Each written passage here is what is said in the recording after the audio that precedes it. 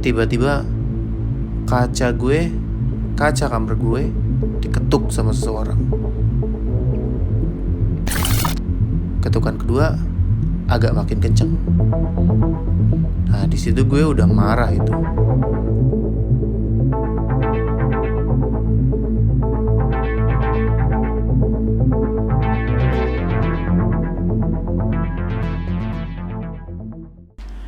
Di video pertama ini, gue mau cerita tentang pengalaman mistis gue waktu masih kuliah di salah satu kampus di Jawa Tengah.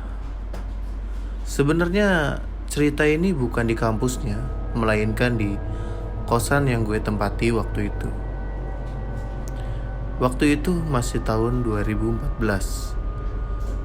Waktu itu juga gue masih semester 4 di universitas tersebut.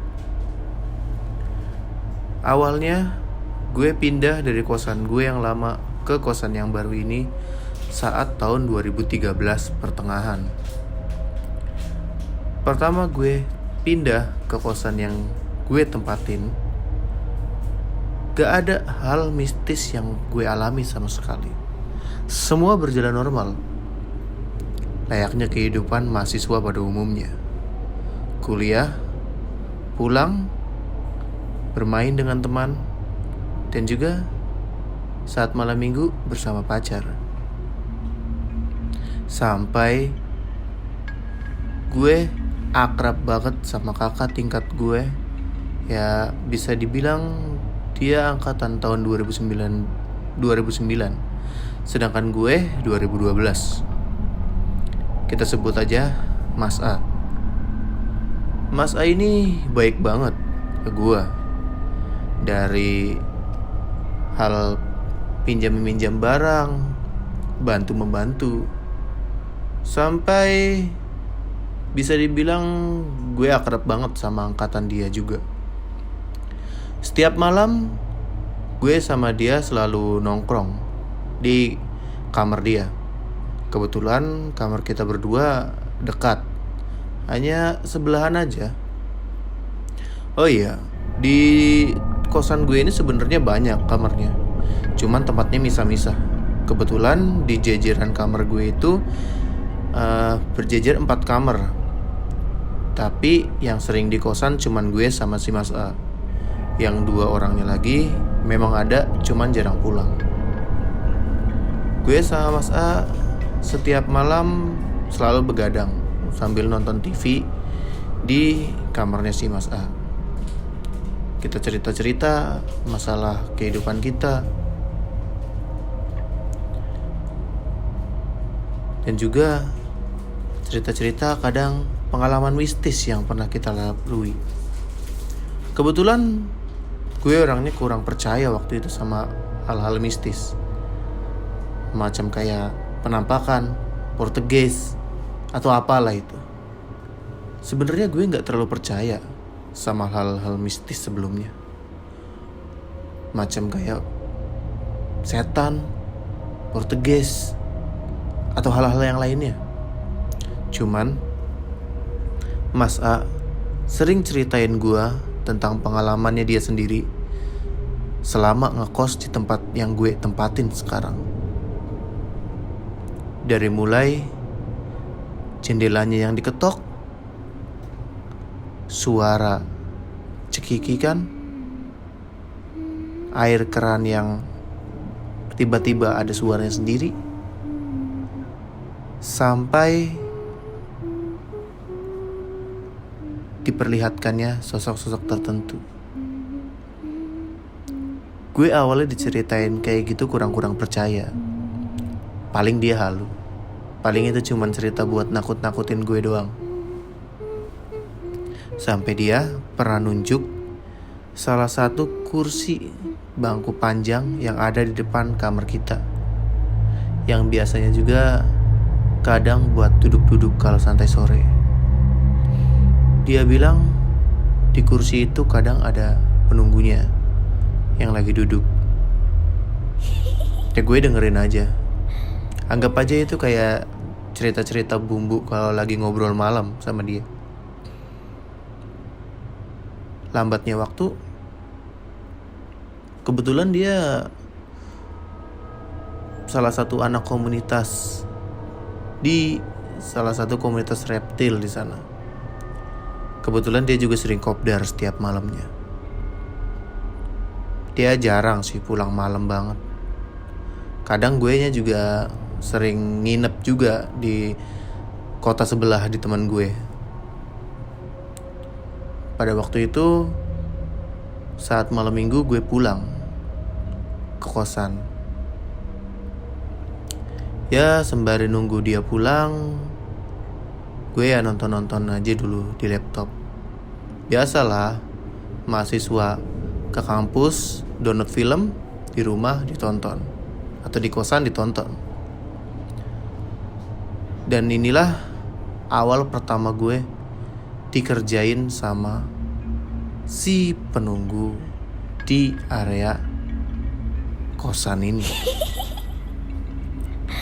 Waktu itu gue lagi nikmatin film yang gue tonton. Tiba-tiba kaca kamar gue diketuk sama seseorang. Ketukan pertama agak pelan. Gue kira Mas A udah dateng.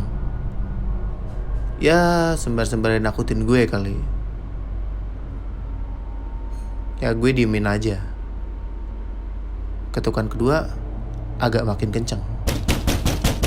Nah di situ gue udah marah itu. Gue niatnya cuman mau marah-marahin kayak teman marah biasa aja. Gue bilang dari dalam, "Woi lu, apaan sih? Kalau mau masuk aja."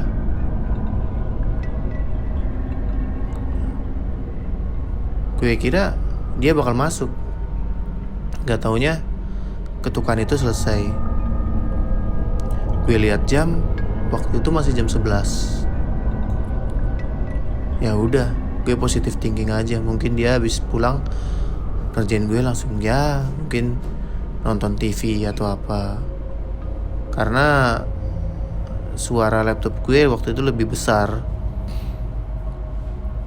Nah tiba-tiba waktu itu jam 12:30-an, ternyata Mas A datang, ngetok pintu gue. Dia bilang, "Le, lu belum tidur?" Oh gue kaget kan. Gue bingung itu siapa. Gue buka akhirnya. Gue tanya sama dia, "Lah, lu bukannya udah pulang dari tadi?" Terus dia jawab, "Gue baru pulang." Nah tuh, gue bingung pas itu. Siapa yang ngetok pintu gue?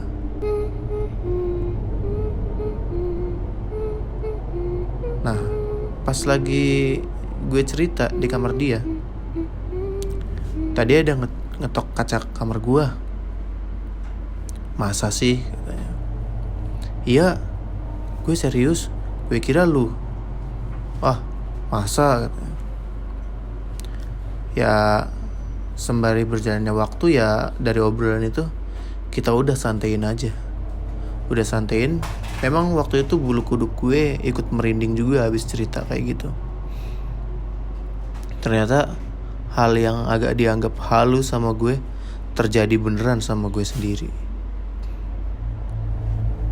Kebetulan di depan kosan gue ini ditanemin bunga melati. Dan itu udah panjang banget. Mungkin memang tipikal bunga melati atau enggak, gue gak tahu.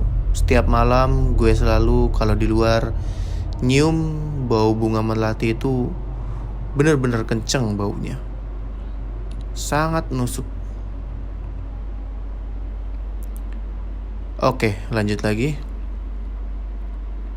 Itu pengalaman gue yang pertama. Lalu pengalaman gue yang kedua ini lumayan lebih dari ketukan kaca itu. Waktu itu selang beberapa bulan dari kejadian itu, kebetulan kamar gue yang sebelahnya Mas A kena kemasukan air. Jadi akhirnya gue pindah ke kamar paling ujung. yang masih satu baris dari situ. Kebetulan kamar yang ujungnya sudah keluar karena udah lulus. Gue pindahlah ke situ. Aktivitas gue sama, masih sering bolak-balik ke kamar Mas A buat ngobrolin sesuatu.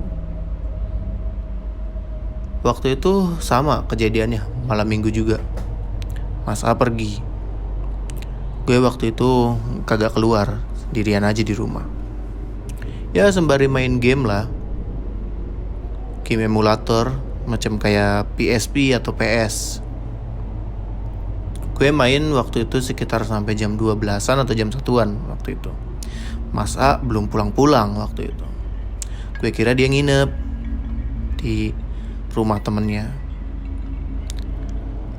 Saat gue lagi main game enak-enaknya, itu di atas plafon kosan gue ada sesuatu yang jatuh. Suaranya keras banget, kayak orang ngelempar batu bata yang warna merah dilempar ke atas baja ringan. Lu bisa tahu sendiri atau bisa nerka sendiri bunyinya kayak gimana. Pertamanya gue kira kucing, karena emang banyak kucing di situ. Tapi pikiran positif gue itu salah. Saat selanjutnya gue dengar suara tangisan cewek jauh dari situ suaranya. Tapi kayak nusuk di telinga suaranya. Walaupun jauh, tapi suara itu kedengeran banget sampai ke telinga. Gue di situ udah nggak bisa mikir positif lagi dong ya. Gue langsung ke kasur gue, lampu gue nyalain terus, gue tutupan pakai selimut. Apa aja yang gue baca, yang penting suara itu hilang. Mungkin ada sekitar 10-15 menit gue denger itu suara. Dan gue juga gak berani masukin kepala gue ke selimut. Gue cuman bisa baca-baca aja waktu itu. Setelah suara itu hilang, gue coba nenangin diri sendiri dulu. Waktu itu sekitar jam 2:30-an Mas A pulang. Gue tahu suara motornya dia, karena dia waktu itu habis ganti knalpot juga, jadi beda suaranya. Terus gue buka pintu. Nah, gue ceritalah di kamar dia. Gue tanya kan, lu mau tidur gak? Enggak, Leh, kenapa? Gue mau cerita. Akhirnya gue cerita pasal soal suara yang gue denger tadi. Gak taunya sih Mas A ini pernah denger juga suara kayak gitu. Dan itu udah jadi hal biasa buat dia. Gue waktu itu mikir, apa gue pindah kosan aja? Tapi gue mikir lagi, selama gue gak diganggu sama dia, atau dia gak nampakin diri ke gue, kenapa gue harus takut? Akhirnya tetap gue lanjutin ngekos di situ. Dan suara yang gue denger waktu itu pun kadang beberapa minggu sekali pasti ada kayak gitu. Tapi lambat laun makin berani dan makin berani.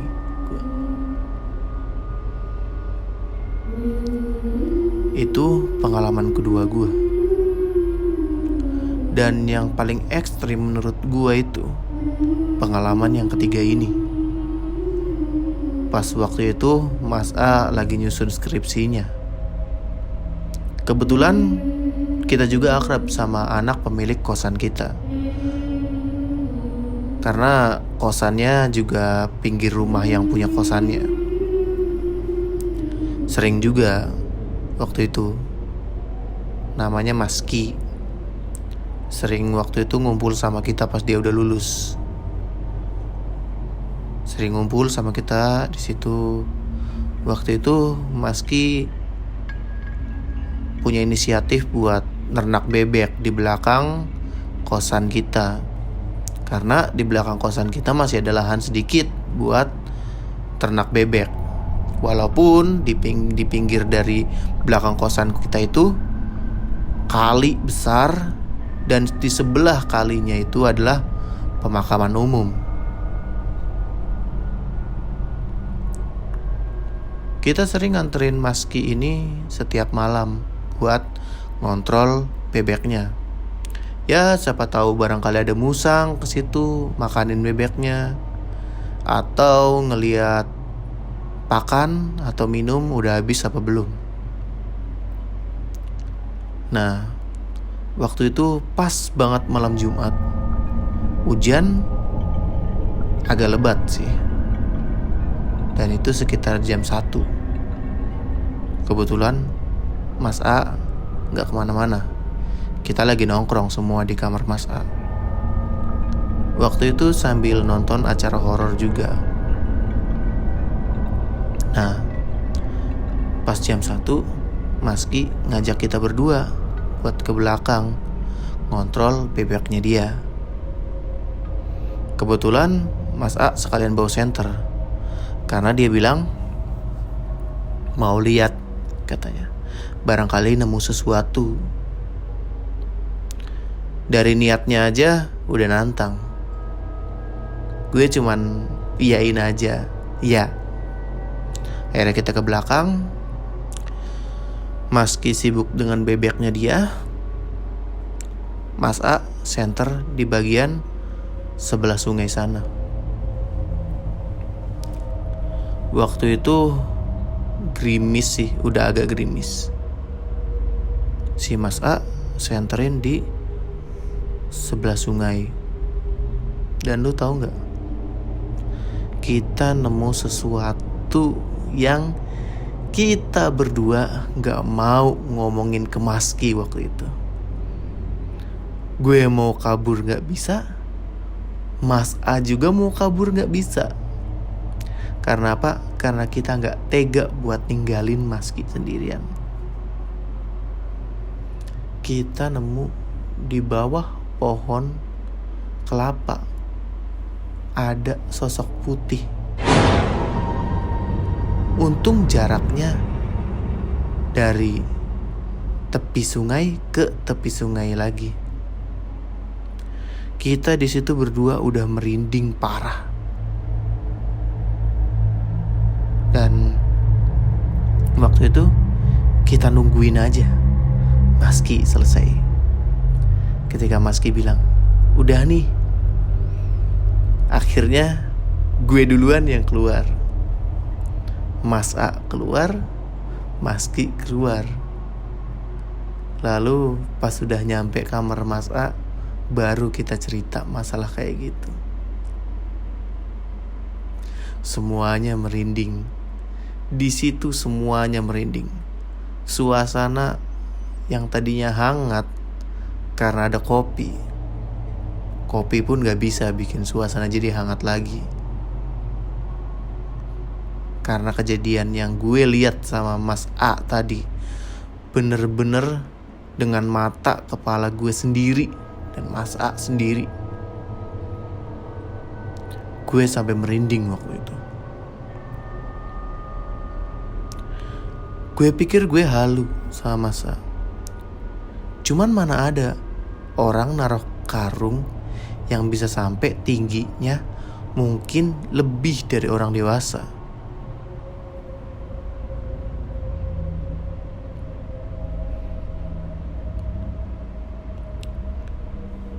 Dan waktu itu gue langsung masuk kamar, langsung tidur aja.